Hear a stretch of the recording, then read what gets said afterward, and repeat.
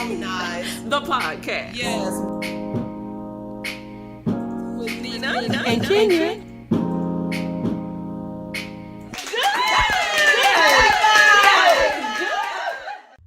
Okay, so yes. we start off with our song. Let's. Okay. I came without you. Here we go. It's not happening. We're sleepy.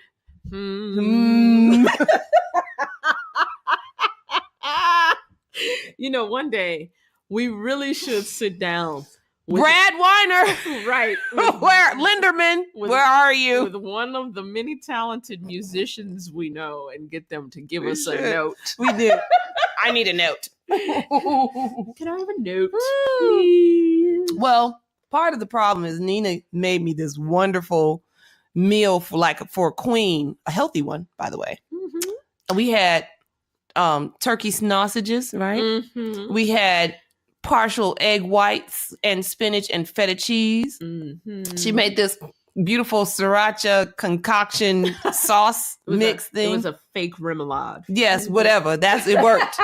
Had a nice cup of coffee, and we had a little orange juice, if that's what you want to call it. That's what we'll call yes, it. Yes.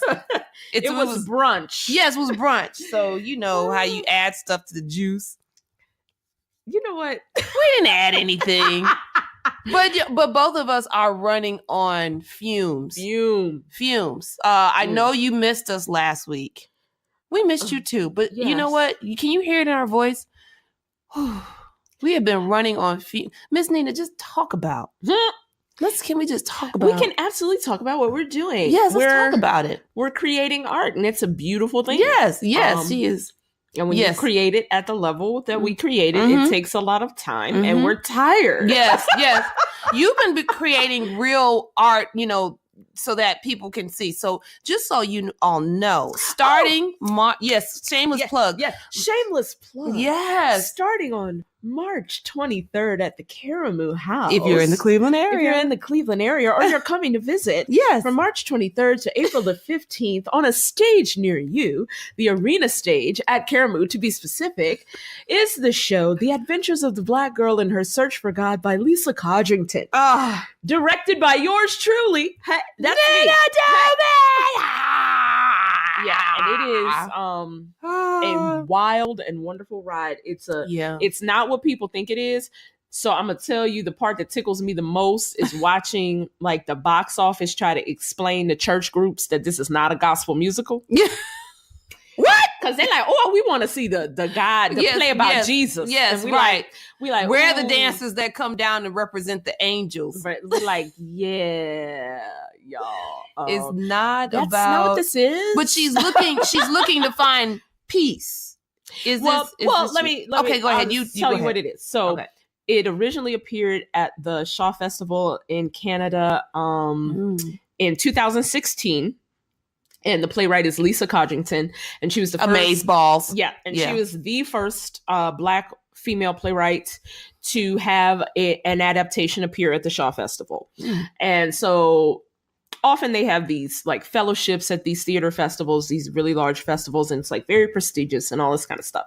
And so for the Shaw Festival, part of one of the fellowships is that you adapt one of Shaw's works to the stage.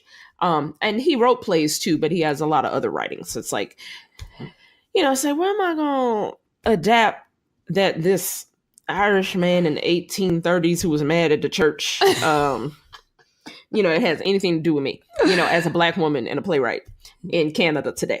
So she, was looking through his canon, the Shaw canon, all of his work, and found that he had written this little novella called The Adventures of the Black Girl in Her Search for God.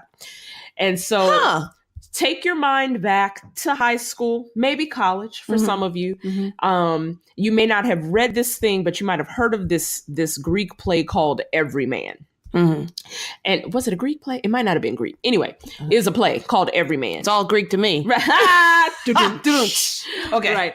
But it's an allegory, and there is a character named Everyman, and he encounters things like temptation and sin and faith, and so it's about the journey of humanity and the lessons you learn in life. It's an allegory, so the characters don't, they represent concepts and stuff like that. Okay. So Shaw was mad at the Catholic Church and all of the Protestants who broke off from the Catholic Church and made, the Anglican Church and the Episcopalians and the Lutherans, and it's like y'all all still doing the same thing except for like one little piece of dogma, and none of this has anything to do with God actually. And so he. I want to write something about it. And he wrote, and he's like, but I want to make it different so they'll pay attention. So he set it in what he calls the darkest Africa. Oh, and I love that. And we follow the Black girl as she searches for God, Okay. Yes, and darkest. Right, I'm the darkest. Stuck there. Right. Okay. So Lisa, saw this and took it and flipped it on its head. I was like, oh, this is so funny. They was using Black women as their mouthpieces even back then. Look Lord at that. have mercy. And this was written when now? This was 2016. Okay. The Shaw's piece was in the 1830s. Gotcha. Okay. But she adapted this like 2 years ago. So, that's amazing. So she adapted this piece. So she takes it and further flips it on its head. So, he was doing a thing in the 1830s, but she's like, yeah, I'm going to do another thing. Right. I'm going to take Let's get some truth to it. Right. I'm going to take this as the basis and I'm going to do another thing. Yeah, wow. You know, and so it is, well, there's actually a line in the play. Let me put it this way. So it's still an allegory, but it's a satirical allegory. And George Bernard Shaw is a character in the play. Wow. So he comes out in the beginning and tries to and criticizes Lisa, the playwright, for not including parts of the story. Wow. Wow. So she uses him as a mouthpiece for ideas, being all old white men's ideas. And then the actress who plays the Black girl comes out and stops the actor playing GBS and is like, what are you doing? Oh my gosh. We got to play to perform. You supposed to be doing this, pass the stuff out and get backstage so we can get on with this here little play. And so there are moments throughout the play where the actors drop character and they're playing another character, which is the actor who's a part of the company. Wow. And they make commentary on the material itself. Eat yourself a chicken sandwich before you go. It's going to come at you hard. It's going to come at you hard and fast because it's only 55, 60 minutes tops. Yes. It goes like that. Yes. And I am pulling no punches. I let all of the things. Everything is hanging out. It's all hanging out. She has it written in there. It is a beautiful piece of work that we have been able to break open and nice. And have at the Caramel, y'all. At the Caramel. As we're saying now in the marketing, Caramel 2.0, the second 100 years into the next century. Okay.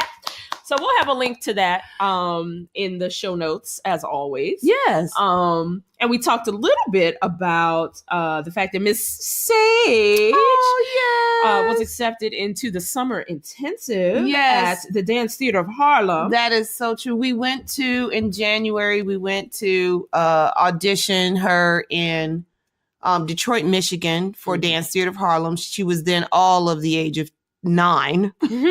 Now she is 10. She actually got accepted into the school, and it was very important for me on a lot of different levels. I have some other girls that I've been training, and actually all of them got into reputable summer dance programs. So I'm very excited about that on many different levels. But for Sage, it was important to me. It's been important to me as her mom, since she shows interest in dances. I'm not making her do this. But it's important to me that she get a good foundation of ballet, but that she gets an understanding and a representation of brown girls dancing as well. I don't mind her, being diverse or anything like that. But for my daughter, for this particular child, it was important that she at least go to audition in a company that is the oldest African-American / multi-ethnic dance company in the nation, probably in the world, I would say in the world. So located in Harlem, historical Harlem, in New York City. Yep. So we, of course, our family of our humble family of meager means are raising money. You can check us out on the GoFundMe page. Yes. If you go to GoFundMe and you type up Sage's girl, you ain't got it's in the show notes. It's in the show notes. Yes, but there are other ways to give if you'd like to help Cinder. And I want to thank already some people of you have already given. Thank you so much. It just means so much to me. Yeah. And speaking of giving, we are trying to fund Nina to the Hollywood Fringe Festival. Oh yeah. My very dear friends, Kenya and Kelly and Tai and Missy have convinced me that I must get myself back on stage, not just be involved near and around the stage. Or just directing, not like that's not nothing, because that's everything. Well, yeah. But, and so I am pulling my playback out. Your Mama. Yes. Which is my latest solo show, and it's about losing a mother tragically at a young age, gaining a stepmother, and then becoming a mother, and all of the things that entails. And it's also only 70 minutes. Yes. Oh, girl, yep, we didn't do all the things. We'll tell them in a minute. Yeah, right. Okay, you got the idea. Yeah, but we might have new listeners. Okay, well, start at episode 3 and then just keep on. But I took the show to the New York International Fringe Festival, and I had done it here, like in a New Works fest, and then we took it to the New York Fringe, and then it was on the main stage here, one place. And the idea was I was then going to launch a tour, but then I had 2 more babies. So that'll do it. Life happens a little bit. Yes, a baby changes everything. So does 2, right? 3 and 5, right? So as you all heard, if you listened to the quick update, the youngest baby is now 3. Oh, yeah. So it's time for Mama to be back on stage. Yes. So we are going to the Hollywood Fringe this summer. Yeah. And we need your help. Yes. We need your help. We need your help. So, child, you could give $1. Yes, child. You could give 100. You could give 500. I don't care. Whatever. Just give if you can, if you want to. And if you cannot give, share. Yes, share, retweet, repost for me and for Kenya. Yes, please. That is actually very helpful, because there are always people looking for stuff that they give to. Like we do it. We have our kids, they get their little allowance, and they they save some, they spend some, and they give some. Right. So we have a monthly family contribution to something that we do with the save some. Right. So and people that is in the Bible. Yeah. Hello. It is. Everything I needed to know about finances and business is actually in the Bible. Can you believe that? That blew my mind. Well, it is a book of wisdom. I see. Anyway, go ahead. Yeah, but yeah, there's always people looking for things to give to. Yeah. So we put that out there. So if you cannot give, because we understand everybody ain't got it. Yes. At the very least, if you cannot give and you can still share, but you can also be inspired, because understand and know that we know what it feels like firsthand. You can.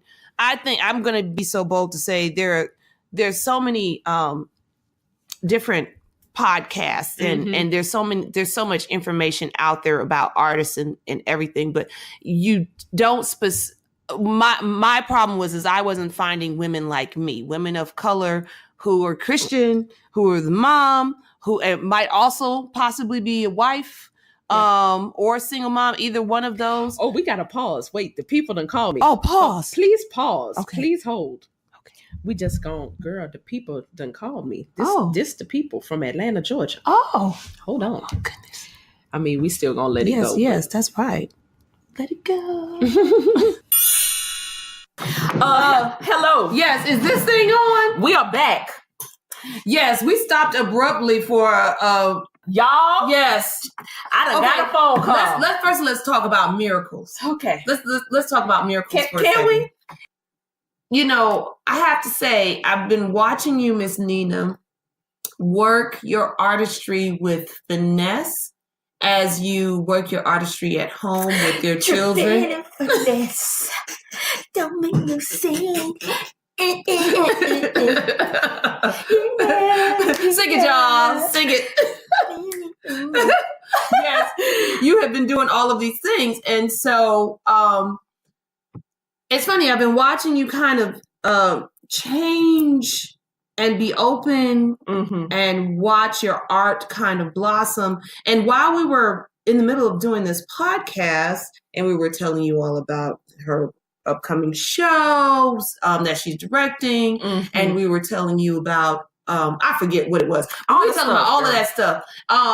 In the midst of all of that, Miss Nina got a phone call. Now, this is a phone call that has been brewing since the summer. Because in the summer, you decided to quit my job. No. Yes. She quit her job. Yep. She took some time off. That actually happened before summer, didn't it? No, it happened in last year summer. Well, we decided in the spring. Yes, that I was going to leave. And how about it? Today is the first day of spring. So how about that? Isn't that something? How about that? Yes. Oh, come on, alchemist moment. Thank you very much. Hello. Thank you very much. So in the spring of last year, I know that you had decided to go into a new phase and to focus in on work that you really wanted to do. And I know that it was very scary. Yeah.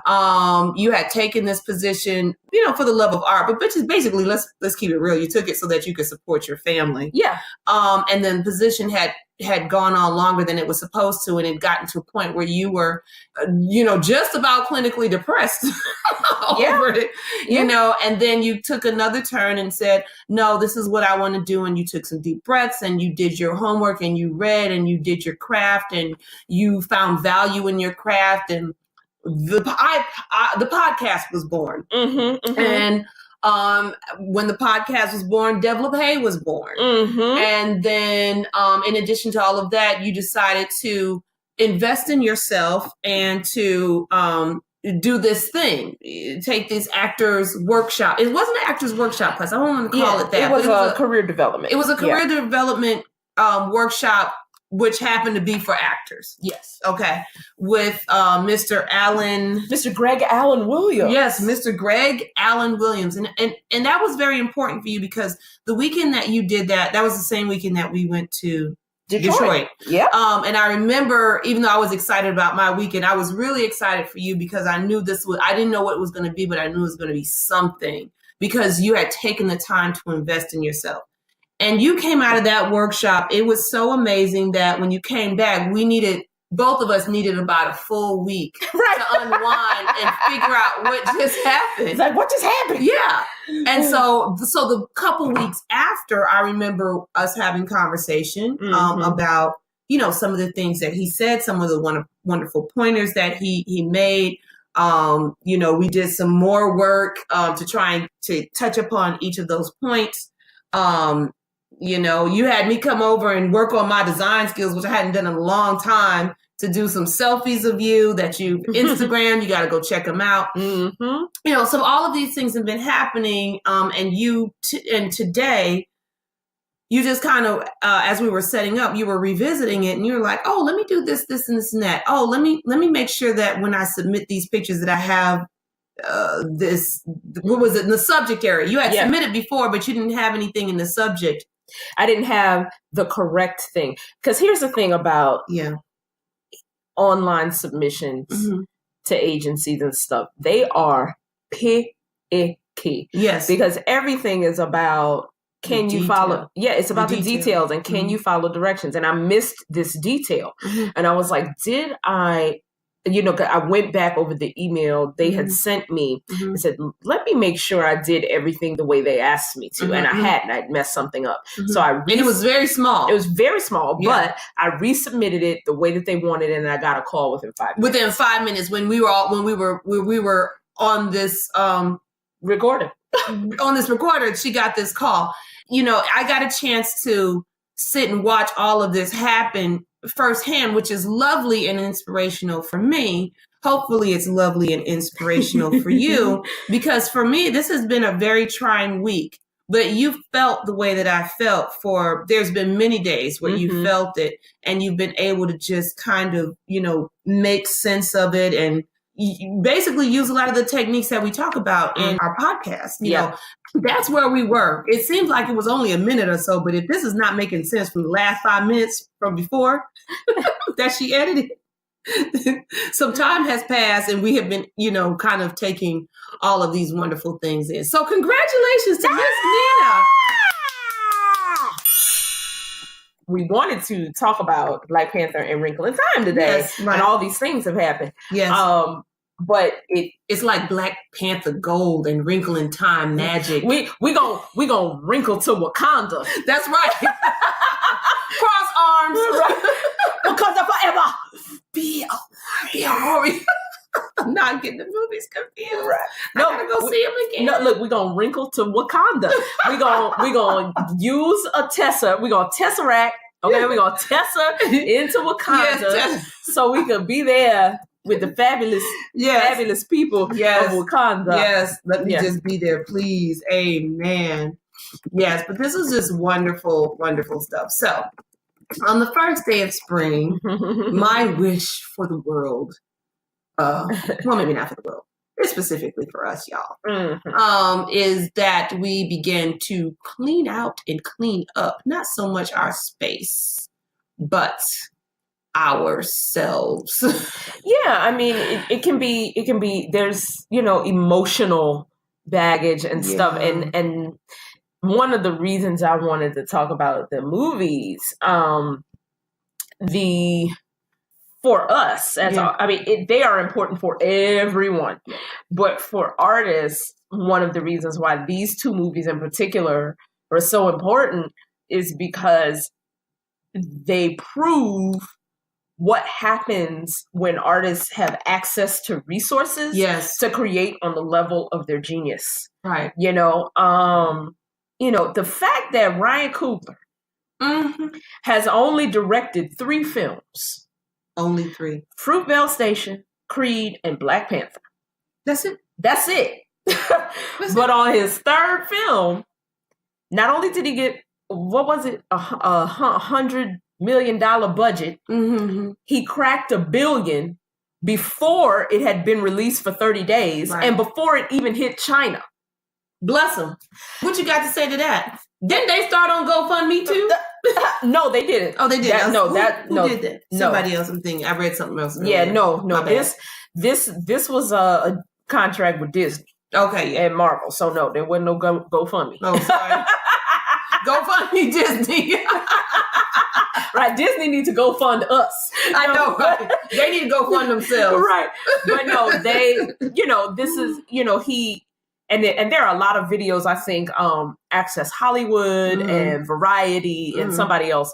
And I think Variety is the one where they have a series where they like talk to directors and they're like, break down this scene for us, And there's a video of him breaking down the scene, the fight scene in the Tokyo casino, or rather in the Korea, the Korean casino, right? And the level of detail and the fact that it's not just it's cool fight choreography, right? But everything, the meaning behind something, the fact that they are wearing Pan-African colors, that they walk in red, black, and green, the fact that the women are using, their femininity as defense and as weapons. We always have to do. Like her taking off the wig and using it as a weapon. Right. Are these spoiler alerts? It's been out a month. If they ain't seen it by now, I don't care. It's getting spoiled. The fact that Okoye takes off her wig and throws it. The fact that Nakia takes off her stiletto and uses it as a weapon. Ladies and gentlemen, if you haven't seen it yet, your black card is being revoked.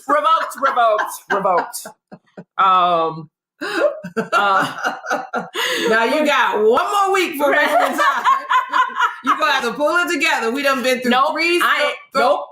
I'm gonna talk about Wrinkle in Time. Okay, go ahead. we can put it in the show notes, spoiler alert, but I'm talking about it so y'all can get over it. I know. Right? If you know me, and if you follow me on any type of social media, you already know. Yeah. I have given y'all a smooth 3 weeks. I know, right? You did as best you could, and the only reason you got the extra week was because we didn't record. Right, it was the snowstorm. That's it. That is it. But it's these two artists, they got the resources, and by resources I mean money, to be able to enact their vision the way that they saw fit. Right. And part of enacting their vision the way that they saw fit were to have inclusive crew. Right. And to have, okay, wait. Nina's soapbox. Yes. Yeah. Nina's soapbox in session. I'm very, very happy that, Frances McDermott, when she got her Oscar, she was like, 2 words for you, inclusion writer. Oh. Right? And she's like, come on, Meryl, if you do it, everybody will.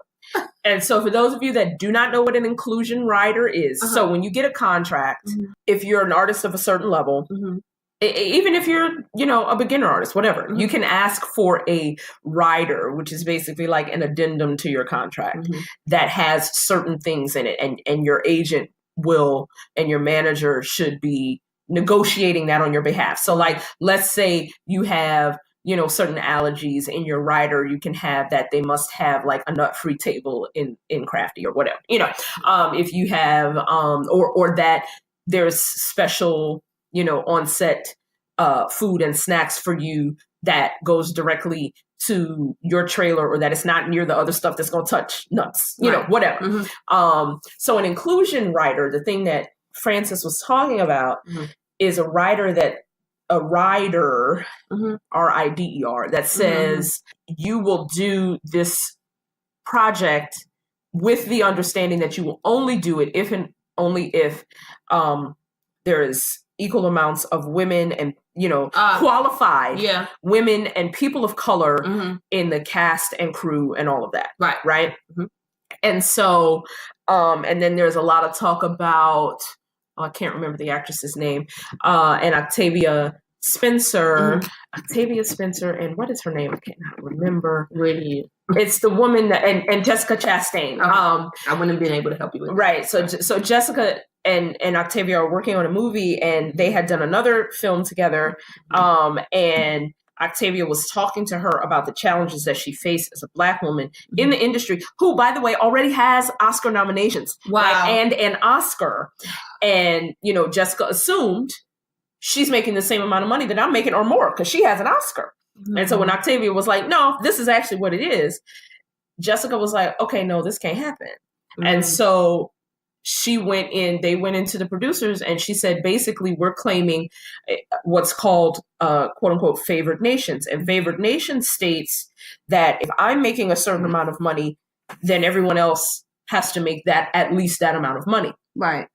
And what happened was they went in to negotiate that, just trying to get Octavia's salary raised up to the level of Jessica, because Octavia has a freaking Oscar. Right. And what happened was they wound up getting triple what they were getting because the men were getting that much more than them. Oh, hello. And so,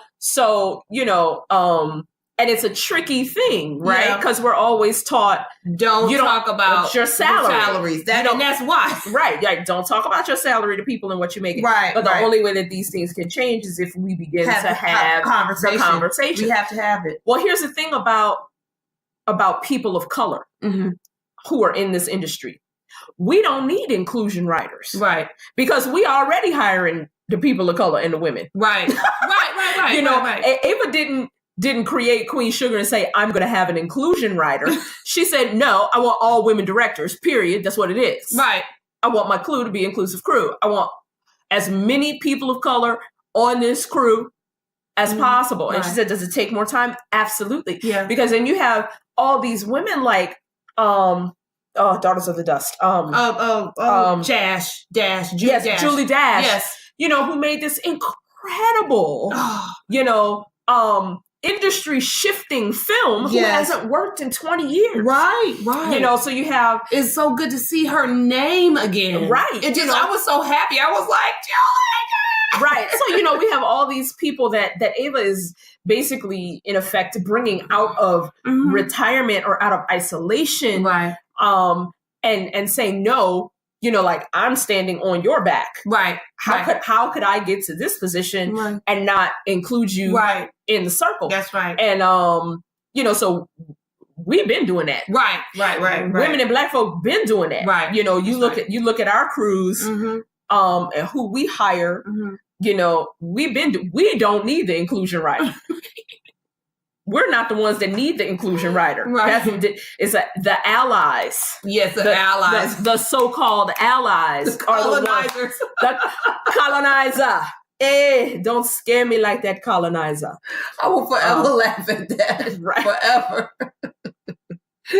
Everybody was laughing at it. And the thing is, as funny as colonizer was, that wasn't the funniest part. No. Right? Don't scare me like that, colonizer. And he's like, well, my name is I know. That was the funny part. The I know. No, I didn't even hear it because I was laughing so hard. That's why I got to see it again. Oh my gosh, that is something else, though. But that is it in a nutshell. And I think, in the dance realm of it, I know I'm pushing the dance too, but it's the same thing. You have your Carmen de Lavallades and your Ruby Wilkins and your Janet Collins, who paved the way, Virginia Johnson was, and then you had your Misty Copeland, who has actually brought the conversation out, not like other dancers haven't done it before, but that's what you have. And so now I see with the youngest generations, and would be starting with Sage, for me, this cycle that goes on, that we're able to make achievements based off of the women who have come before us. And so as a dancer, I want to be able to, unite, I suppose, and at least start the conversations, because we're talking about dance here. Dance, there's not a lot of, when you're dancing, you're not really talking. You're not really using your words. You are using your body to communicate. And I think I've mentioned this before. It's not like dancers don't know how to speak or don't have anything in their heads and don't have anything to say. They're the most intelligent people that I've ever met, because they've had to be quiet and be listened and allow themselves to be directed. And so they've had time to sit down and think about those thoughts. As what's going on in the acting world, we're starting to make our presence more known. And it's films like Black Panther and A Wrinkle in Time that also give us license to have a voice. I mean, this is the first year that Ailey has made a true stance on what the dance world will and will not accept. And you know what? We're behind you all the way. I'm behind you, and I want my daughter to be behind you too, all the way. And so all of these freedoms and freedoms and knowledge are becoming available to the point where we absolutely cannot turn back. Yeah. And so when we have all of those people who've made that way for us, we have them to thank and honor during this process. So I'm looking for our dance version of that. I watch a lot on Instagram. I am following Original Black. Oh my gosh, I just love you all. I love you all. They're out of the UK.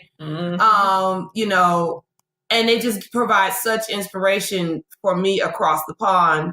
And of course, we have our own companies here. And I know Dance Theater Harlem, I know you're not the only one. There's more. Give you a little chance to go back and think about it and research it. But I know that there's more, and I want to bring all of these dance companies to light. And it's not just in ballet; it's various forms of dance. So, I'm waiting for our Wakanda moment in concert. Right. We've had them before, but now what we need is the access and the like this woman. Everybody has been.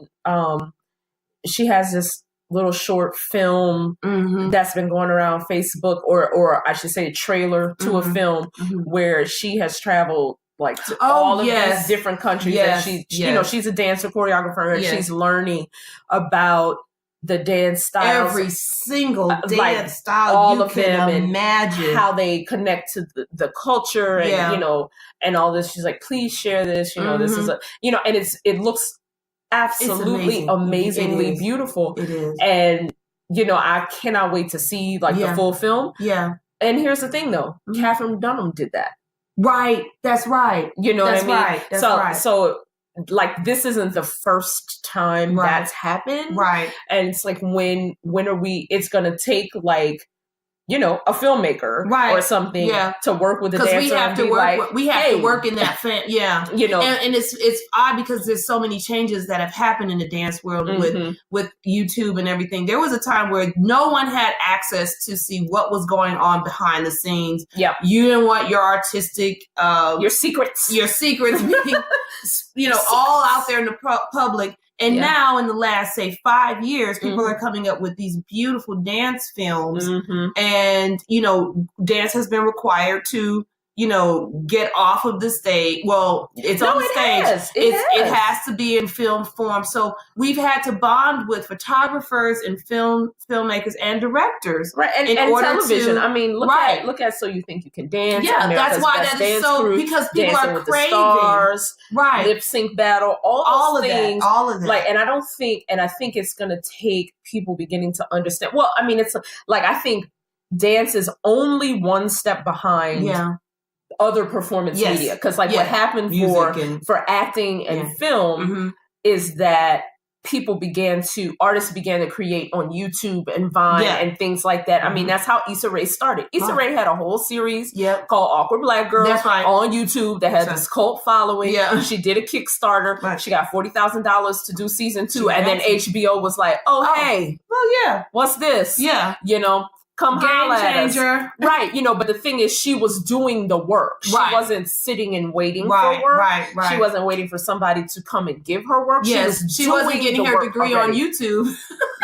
Right. She was already doing the work. She's doing the work. She's doing it. And so I think what's happening for dance is that people who may have never considered that that's a thing I can learn late in life, that I can do late in life. That's right. You see all these people who are celebrities for other reasons coming on to Dancing with the Stars, right? And, doing these basically 8-week intensive. Right. That's basically what it is. So it's you gonna work with me 10 hours a day for 7 days to learn this flamenco. Because you cannot escape the process. You still have to. It's still the process. It's still the process. You can't you can't learn it on, you got to get your body up and out. You got to warm up 10 hours a day, 7 days a week to learn this foxtrot. Now you're going to come back and you're going to learn this Lindy Hop. Now you're going to come back and you're going to learn it. And that's what they do. That's what you do. And so people are getting exposed oh, this is another way. But it's also, here it is, another career for dancers, because you have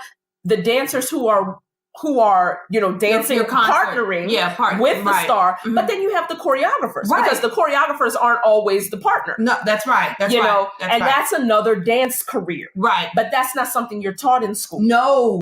And sometimes you're not taught it in a lot of dance schools starting young. That is why it's important, to get into school, to learn all the technique, to learn as many of the disciplines and the techniques, so that once you reach a certain level, you are free to do what it is that you want to do with your art form. And that's what makes it, kind of time sensitive. You don't want to be stuck in the studio for 12 years doing the tendu, trying to learn how to do perfect tendu. Right. You're going to have to learn at some point the business of it, because even if you're working with a filmmaker or, you have to work with somebody who's then familiar with the dance style, and if they aren't, you have to be able to say, either I'm going to take the time to talk to you about this and let you into my world so that we can collaborate, or I just got to find someone else. Either way, it's completely, collaboration. And so I'm finding that in the dance world, there's been this new explosion of how we view dance, and then on top of that, then we have brown girls do ballet. We're having this. So there's this new explosion of brown girls dancing, because they realize finally that they have access, so even for me, I felt so alone for so long that now in this process of trying to train my daughters along with the other girls, which is a diverse crew, they're not all brown girls, but of the other girls that I'm training, I'm finding and reaching out to people either from my past or women who are in my same position. Hello, Jessica Thomas of Detroit. So good to meet you. It's that I've been able to, reach out and talk to them, and we're able to start this conversation about where exactly we fit in this new line of artistry. This 400-year-old art form that is turning into a new line of artistry, and we can pave the way for that. Yeah. So that's it.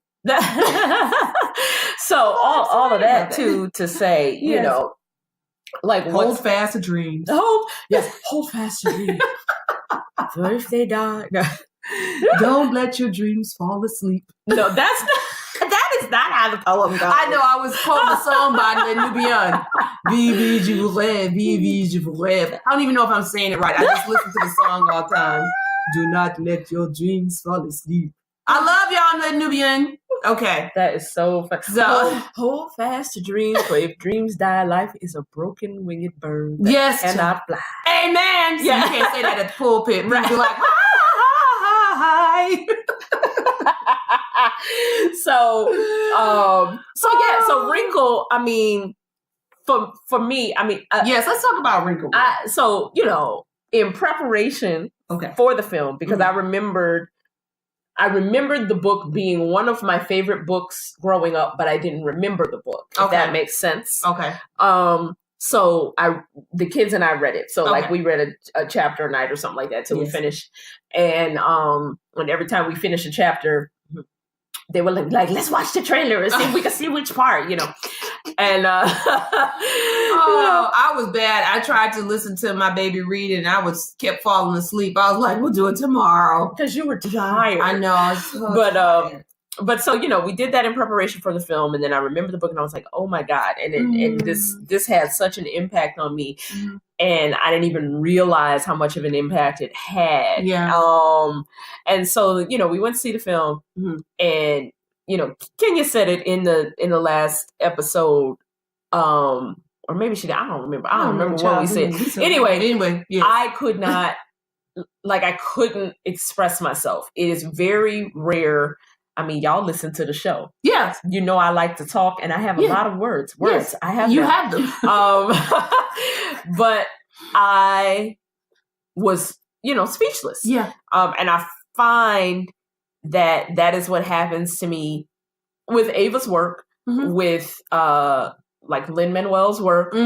There's certain artists, and not because they're, the commercial new hotness or anything like that, but that on a spiritual level, I feel connected to the depth and the layers of what they're doing. I'm like, they speak a language that you speak. Thank you. That's what it is. Thank you. Words. I have yes, them. You do. I've been trying to tell you have words too. You think so? Oh, stop. Go on.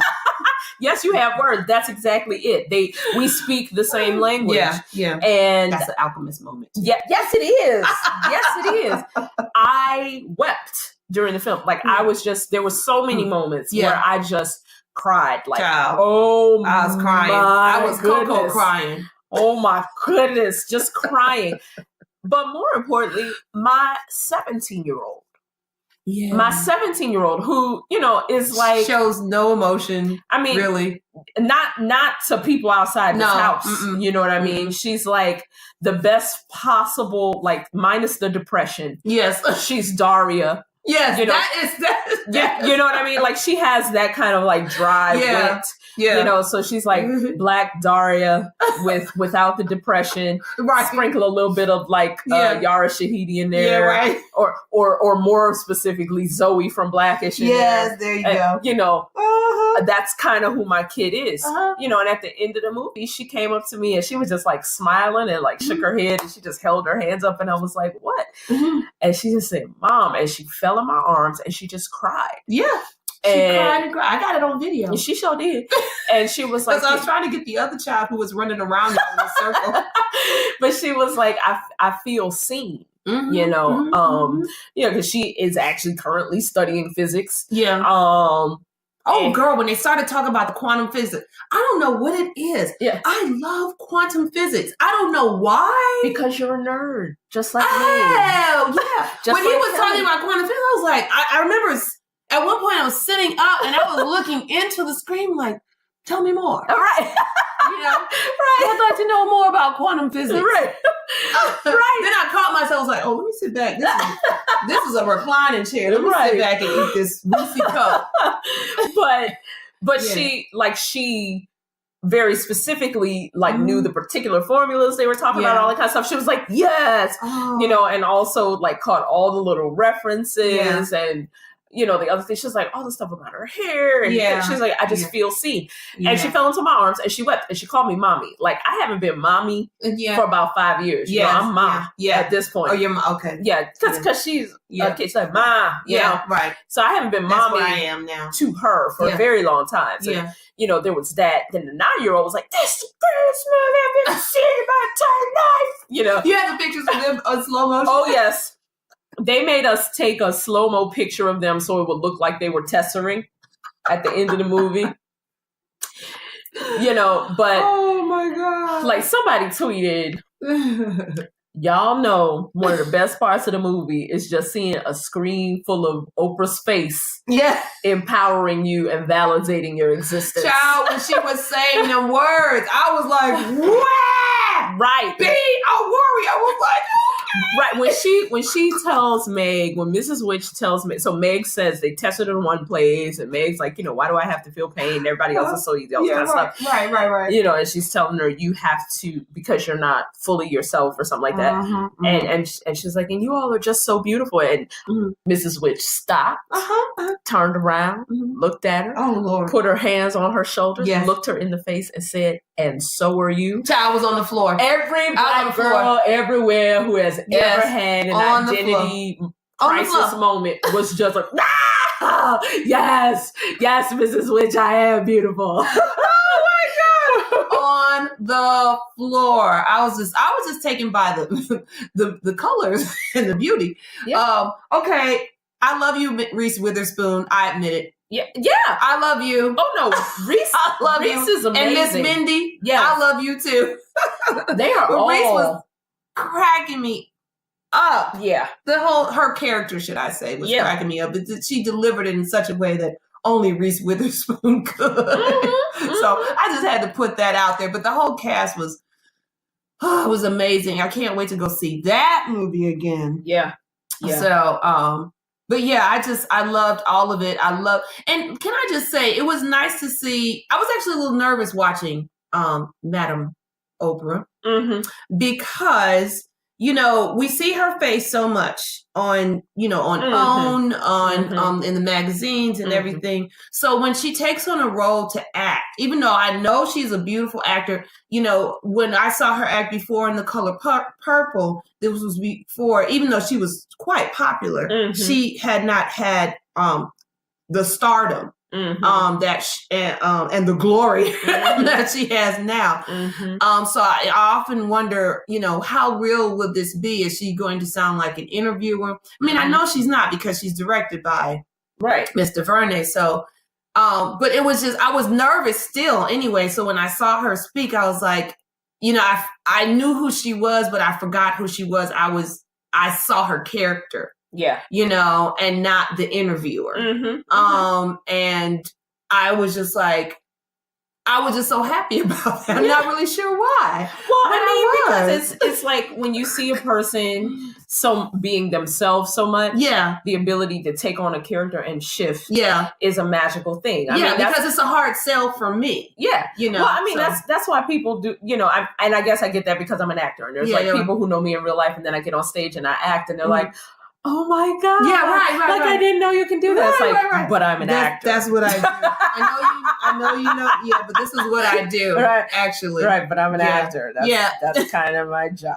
Yeah. Right. But no, so I get it. I get it. I mean, there were so many little details. Yeah. That were just like when they go to see the happy medium and she finally like gets it and she tessers and she shows him like this is, she connects with her father and they figure out where he is. Yeah. And then he carries her back to the rest of them and then she hugs him. And he doesn't know what to do. He doesn't hug her back. Yeah. She doesn't like just give up. She's like, no, I need a hug. And she takes his hands and puts them in place and goes back to hugging him. Wow. It's like, this is what I need. Right. Okay, you don't know how to give it to me. I'm going to teach you. Right. Because I'm still going to get what I need, even though you don't. I'm like, Ava, you better. Oh my God. Oh my God. I mean, and like, that's such a small thing. Yeah, like, most people probably didn't even notice that. Right. But I did. I see you, Ava. I see it, girl. Let's do lunch. Listen, Nina can really cook. Ava, you want some gumbo, girl? I got you. Girl. I got you. You want some she gonna have to girl. step back. I'm sorry. I get the gumbo first. I give you some gumbo, girl. You want some gumbo? Yes, child. Oh my gosh. Yeah, but both of them. I mean, and the fact that Ava and Ryan, I just. You know what? Okay, so now that the movies have been released, right? Yeah. And so everybody, like the cast and crew and stuff, they're like, their NDA has lifted. Yes. Non-disclosure agreement. The NDA has lifted so they can, whatever pictures and little videos they took on set, they can post them because, the film is out, so they won't be accidentally revealing anything. Right. And you see like how much love and fun was on all of those sets. Right. That's including Black Panther as well. Oh, absolutely. Yeah, Black Panther. Right, I mean, Lupita. She's so lovely. And Lupita and from what I can tell. Shuri. What's the actress's name? Oh man. Letitia. Letitia. Yes. Yes. Yeah. Lupita and Letitia are the funniest, and when they just freestyle rap and do all the stuff, but it's like the love and the community and the camaraderie on those sets. Like that's what I had at Dillard. Yes, and I think that's what also attracts me to those people in that work. Right, like all the stuff Lin-Manuel and the entire cast of Hamilton was posting, all of that community and that family and the love. That is a lovely point you bring up, because I'm going to tell you, when I walked into the dance world, I was a part of a world that wasn't quite as loving in that way.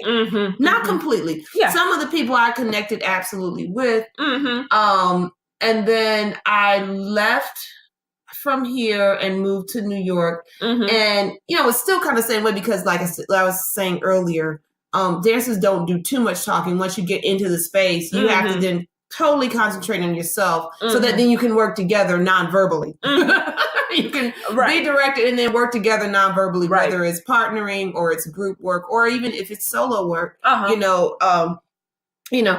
so a lot of our things happen either during a rehearsal break or offset or those kinds of things. But anyways, I say all that to say that I had a lot of opportunity while in New York to work where there's been really, really great chemistry.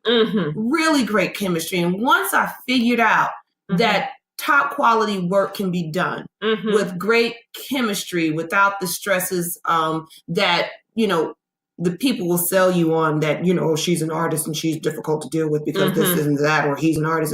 Once I realized that wasn't necessarily true, then I decided that is absolutely how it will have to work from now on. But I didn't realize that was, I don't know if that I didn't realize that it was rare. But it doesn't have to be. I mean, I guess it starts with you. But it was nice for me to see, in these clips, how, and people talk about it all the time. Oh, such and such was just so great to work with. Such and such was just so great to work with. Yeah. But when you see these clips of them actually working together and laughing and having a good time, and then you see them in their actual work and they're producing wonderful, more, 150%, 150% of the time. Thank you, Scott Miller. When you see their work, you're just blown away because they were able to it still was work. It still was hard, but there were no major horror stories, Right. Well, and I mean, and the thing is, at that level, you would never hear it anyway. But more, I guess, more to the point, or in addition to what you're saying, what I was getting at is that, we're in the era of learning about all of the misconduct. Yeah. And all of those things. Yeah. And, you have an experience like that, and people would lead you to believe that it's not possible to have that more than once. Right. And I know that to be a lie. Right. Because I have created that room. Right. That's right. Whenever I'm a director, and the casting is, in my control, because it's not always. Right. And when you get to that level, sometimes it's not, because the agents may like them, the directors may like them, the casting directors may like them, but the producer has to agree, because the producer is paying. Right. And so you don't always have full control. Like, you have to get to a certain level as a director. Yeah. To get that. And so, but in the situations where I have been able to have like final say on casting, I've created that room. You bring the people in the room, not only who are the most talented, but the people who are going to bring a certain energy. That's in the right. room, That's right. Who are not going to be toxic to the work. That is right. I think, definitely as a choreographer and a teacher. Yeah. That's the only way that I can work. I can't. Yeah. And right. And so to understand that kind of community and everything can exist at that level. Right. Is very heartening. Like, it doesn't have to just be, nope, this is all about the money and you're going to do what I say and go over here and shoot the scene and buy. But that there are people, artists in the world who are concerned about creating community on the set, because that's when you get the best work out of the artist that you're working with. Yes. So like all of that is incredibly attractive to me. Right. So it's not just, oh, she's the new hotness. No, that's the one I want to work with. This is not a trend, right? This is a style. And I want to work with the people who she wants to work with. So I'm also paying attention to that. I'm like, who were the directors on the show? Hi, Liza, I see you. Hi, Jermaine Davis, I see you too.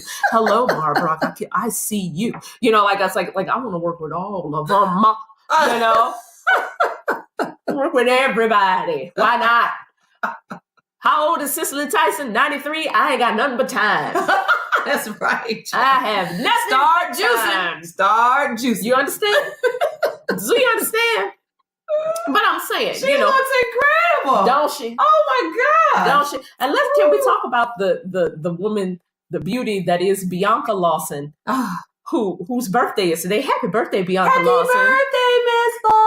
Turning 39, looking 17, playing a 23-year-old on Queen Sugar. Okay. You better work, boo. You better work with your bad self. You better work. Yes, child.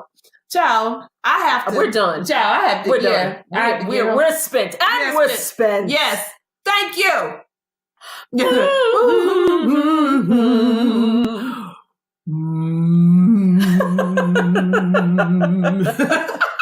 Bye, y'all.